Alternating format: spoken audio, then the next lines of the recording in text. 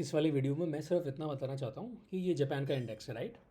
और मैं सिर्फ इतना बताना चाहता हूँ कि यहाँ से मुझे लगता है कि 57,000 तक के लेवल पे अभी ये कितना है, लगभग 35,000 है। 70% के आसपास का इंक्रीज़ आ सकता है इसमें। ये मैं कैसे बता रहा हूँ, ये मेरा अपना कैलकुलेशन है, अपनी अप्रोच है जो मैं नहीं शेयर करने वाला हूँ। बट कुछ कुछ जो फंडामेंटल रीजंस मैं इधर उधर सुन रहा हूँ गोल्डमैन सैक्स के, जो समझ में आ रहे हैं। सबसे पहली बात तो ये है कि ये ओवरऑल कॉन्टेक्स्ट देखें तो ये 88 में पीक कर गया था, इतना ज़्यादा इसमें एक्सपोनेंशियल इंक्रीज़ हो गया था।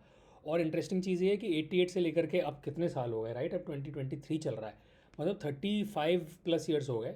और तब जा कर के अब ये पहुंच रहा है कि वो उस लेवल तक को टच करे। 35 ईयर्स लग गए, यानी कि लॉस्ट 3 डेकेड्स हो गए, बिकॉज ऑफ पहले बबल बन गया था और जो भी रीज़न रहा।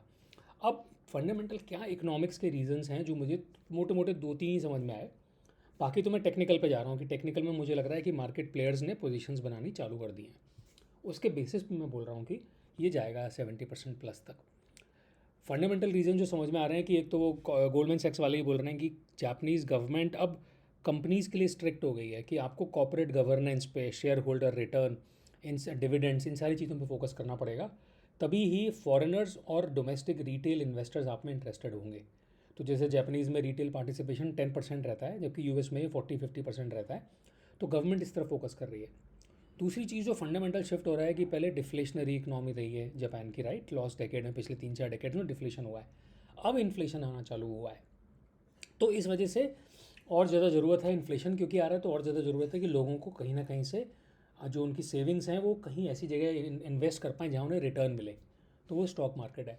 तो गवर्नमेंट भी इसकी तरह कोशिश कर रही है, और जो भी रिफॉर्म्स बहुत सारे बात हुई, तो ये फंडामेंटल रीज़न हो गया। लेकिन मैं तो मेनली रीड करता हूँ फुटप्रिंट्स में, प्राइस एक्शन में, कि टेक्निकल चार्ट्स में क्या पता चल रहा है।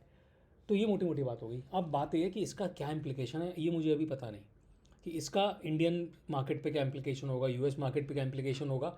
एक इम्प्लीकेशन एटलीस्ट यूएस मार्केट पे ये हो सकता है कि अब वो इमर्जिंग मार्केट, मतलब जापान इमर्जिंग मार्केट तो नहीं है, लेकिन एशियन मार्केट की तरफ पैसा डिप्लॉय करें, यानी कि यूएस में से निकालें और जापान की तरफ फोकस करें, क्योंकि 70% का स्कोप बहुत बड़ा स्कोप होता है मार्केट में। और हो सकता है इसका कुछ इंडिया को भी नुकसान हो कि वो इंडिया में उतना पैसा ना डालें। बट ये अभी इतनी मेरी औकात नहीं है कि मैं इसके इम्प्लीकेशन निकाल पाऊँ। ये आज ही मेरे माइंड में आया क्योंकि न्यूज़ फ्लो आया था कि जापान का मार्केट अब दोबारा से एक हाई को टच करने वाला है।